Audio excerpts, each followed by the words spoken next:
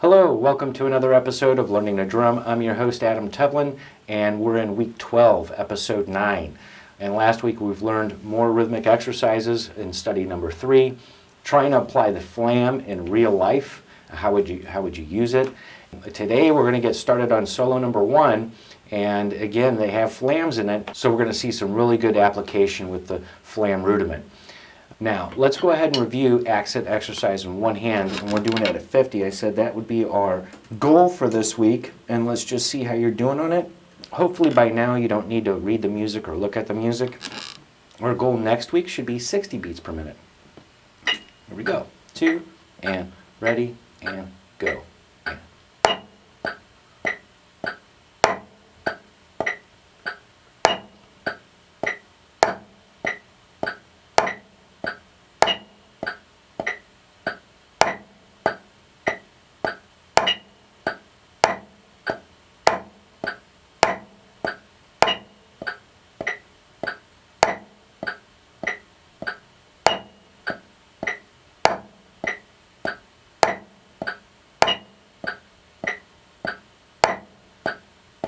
All up.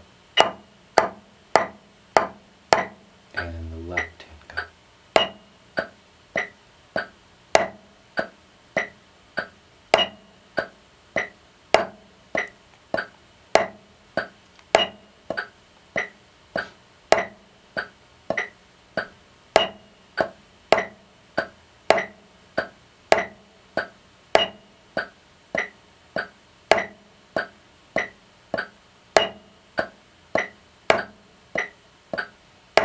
Oops. It's okay. All out. Okay, good. I'm glad you heard that little blip there. And if you have a mistake, just keep going. Just keep playing through it, okay? It will get better and better and better over time. I still make mistakes. I still have to work on this stuff. It's still a work in progress, and you always have to maintain your health and make sure you're in shape. And what I call about getting in shape with the drums is just to make sure that you keep practicing all these basic exercises and of course the rudiments, and I have to go back and review them too. Speaking of practicing, okay, usually what I do before I practice is I do some stretches, and so I wanted to take a little bit of time and go over some common stretches that drummers do. This first one is a little bit complicated, but if you just kind of follow through with the directions, you should be able to get it, but it's going to be, a little bit painful at first, and I want you to take this very, very slow. So make sure that your sticks are in the palm of your hands like this. I have my thumbs over the stick, and I'm just going to gently grab or grip the sticks as such, right? And the sticks are parallel to the ground. Now I'm going to take my left hand, and I'm going to turn it over towards me and push it through underneath, and my right hand's going to follow through. Ah, wow. For me it feels very good, but for you, you might feel a little bit uncomfortable in this, and I don't want you to do anything that's going to hurt you, so make sure that you take your time, go slow, and make sure that you don't hurt yourself doing it in the process. I'm going to do that again. I'm going to take my left hand, I'm going to push it through, underneath, my right hand follows, and now I can see the palm of my hands, right? Oh, that feels very good for me. Now, if you're really daring, you could do it behind your back. And I don't know if the side camera can get that, but oh, that's really hard. Oh, man. And sometimes I'll lean forward and make sure you go slow. Woo! All right. And then after that, I'll just shake it. Shake it like a Polaroid picture, right? Okay. Polaroid pictures. Nobody knows those anymore. Well, I think they have cameras now that do print out on the spot the photos, but they were very popular in the 80s when I was a kid. Side tangent. Okay, let's talk about another way to stretch. Another way to stretch, when I got my hands in the same position, holding the sticks with my palms face up, and now I'm going to open my hands up, okay, as to where my thumb is on the top of the stick, and I'm just going to push out. Oh, you should feel that in your thumbs. Just push out. Okay? Do it again. You can get them closer together if you want. Open your hands out and then push. Okay? So that's another way to stretch. Another way to stretch is, I've seen this, and when I was in the drum corps marching band, and of course learning under instructors and things like that, they always say shake it out after a period of 8 on the hand or double beat or things like that. So you can shake it out like this, but I like to shake it out, and you got to make sure nobody's around, is bringing the sticks out like that. I'm grabbing the sticks towards the end of each or the beginning of each, however you want to look at it. And I like to have the butt ends of the stick on either end, right, because it has the most weight, and you're just going to feel it. You can go slow or fast, but make sure nobody's around, because you can whack somebody. So there's that, and then of course the left hand, I might whack the music stand here, but you can see how that will loosen up the muscles in your forearms. And so that's another way of stretching and everything like that. And then also, don't forget about the regular stretches when it comes to, sometimes I'll push them together, I'll stretch it out to where I'll make a fist, right? And then I just stretch out my arms and I'll feel it up at top, okay? So why is this important? Well, if you didn't stretch out and you're a weightlifter, you can really have some muscle problems. Same thing with athletes. They get cramps all the time, torn ligaments, torn muscles.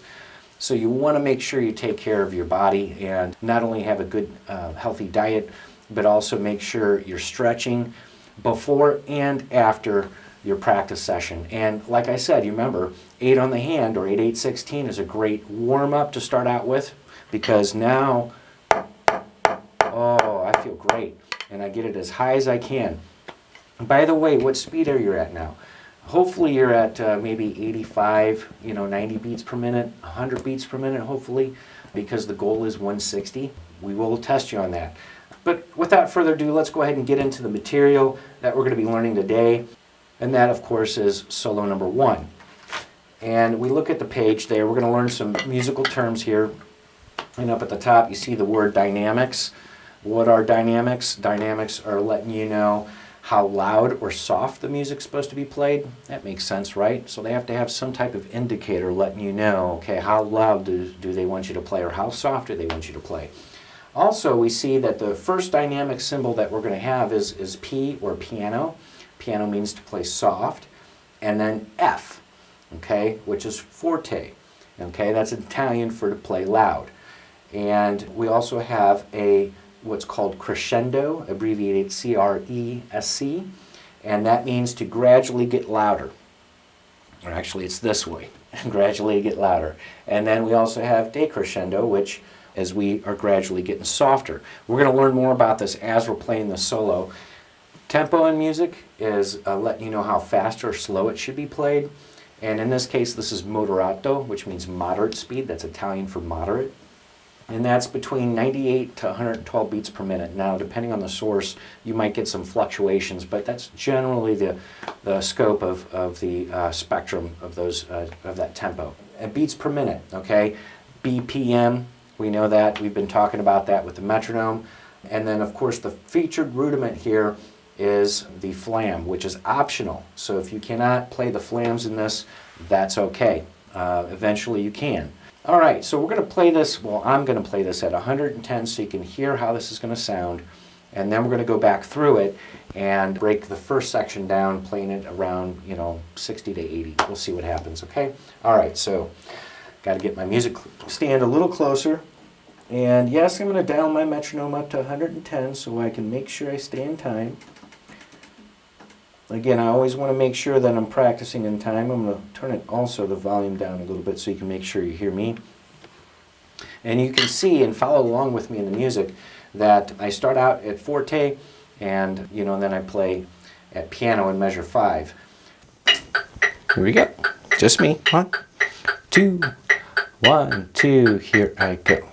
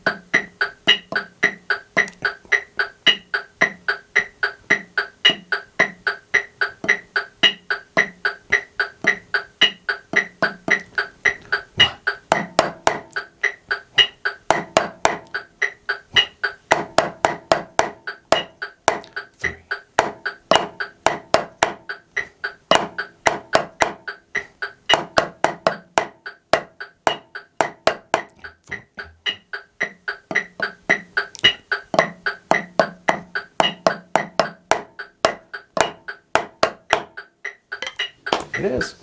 And we have a repeat symbol number 2 in there with the repeated section in the middle of the music. We also have the repeat previous measure, which is the repeat symbol number 1 that we learned about earlier in the weeks.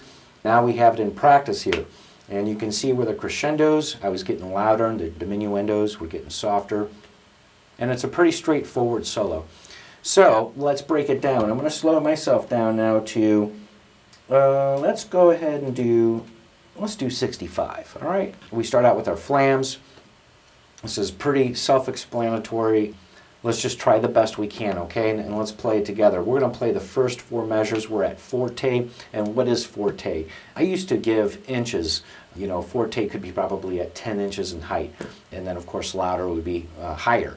So if you need a little gauge, that's something that you can use, is the inch system that people use in marching band and drum corps. So about 10 inches in height. First 4 measures. Here we go. Beginning, 1 and 2, and here we go. And 1 and 2 and 3 and 4 and 1 and 2 and 3 and 4 and 1 and 2 and 3 and 4 and 1 and 2 and 3 and 4 and... Okay, good. So that's not too big of a deal, right? Let's go on and do the next 4 measures, and then we're going to play all 8, okay? So the next 4 measures are going to be soft. Did you notice that when I was playing the soft sections, I went towards the edge of the pad? Okay, well, in drums, when you have a drum and playing with a drum, that the softer sections are usually played towards the edge of the drum. Not totally up to the rim, but just about an inch away from that rim. Okay, and of course still playing softer. And when I crescendo, I got back to the center. So that's a good habit to practice, and I encourage you to do it. And so when we're going through that, we're going to apply that. So, but right now we're just at piano, and we're going to be an inch away from the rim of the pad. 2, and here we go, and 1, and 2, and 3, and 4, and 1, and flam, 3, and 4, and 1, and 2, and 3, and 4, and flam, 2, and 3, and 4, and good. Okay. So we're going to play those 8 measures together, and make sure that you drop down on that piano on measure 5, and you'll see how that looks. Here we go. 2, and beginning, and play, and 4, and 4, and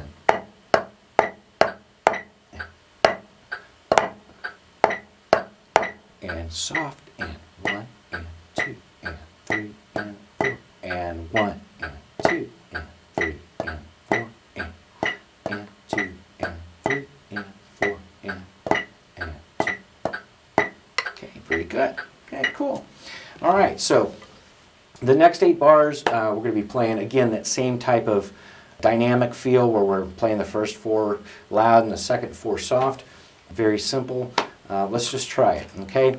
And the important thing is to make sure that you're really counting in this, because, you know, like measures 5 and 6, we saw going from the first line to that second line is a little hard, and that quarter rest can probably take you off guard. So just kind of always make sure that you're looking ahead. And that's another thing when you're reading music, it's wild, because, you know, we think of this concept of time, you know, but when you're actually playing music, time somewhat doesn't exist, and I'll tell you why. Because you're thinking about what you're playing now, you're thinking about what you're going to play next, and you're thinking about, hey, did the stuff I just play, did that sound good? So past, present, and future all in the same time. And this is why a lot of musicians, you know, that are in school and they're doing band and things like that, they get better grades and they get better test scores and things like that, because it really stretches your mind into different areas that you normally would not go to without playing music. So without further ado, let's go ahead and play the next 4 measures. That's measures 9 through 12. Yeah. Okay, here we go. Here we go. 1 and 2, and here we go. And 1 and 2 and 3 and 4 and 1 and 2 and 3 and 4 and 1 and 2 and 3 and 4 and 1 and 2 and 3 and 4 and 1. Okay, we're going to have to count there, or beats 4 and beats 1 going from measure 12 to 13. Okay, so let's do the next 4 measures, measures 12 to 16, and we're at piano. 2 and go. 1 and 2 and 3 and 4 and 1 and 2 and 3 and 4 and 1 and 2 and 3 and 4 and 1 and 2 and 3 and 4 and good. Okay. Now let's go ahead and play measures 9 through 16 all together. Remember, we're going to drop it down towards the edge of the pad. Here we go. 2, here we go. 1 and 2 and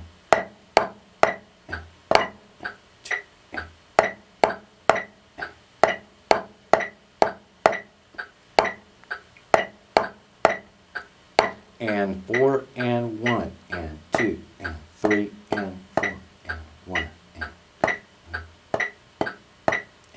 and 2 3 and 4 and 1 and 2 and 3 and 4 and very good, cool. All right. So now that you kind of got through that and we're at a slower tempo, let's bump it up to 80 and see if we can do it at 80. Now if you can't keep up, that's okay, but I'm going to play this at 80, the first 16 measures. Remember what I said, think about what you just did, what you're doing now, what you're going to do next, all in the same time. You'll get used to it. 2, ready, and play, and 4, and 4, and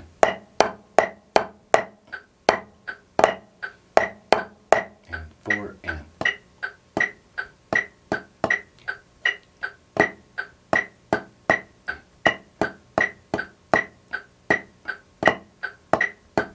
and 4 and 2 and 4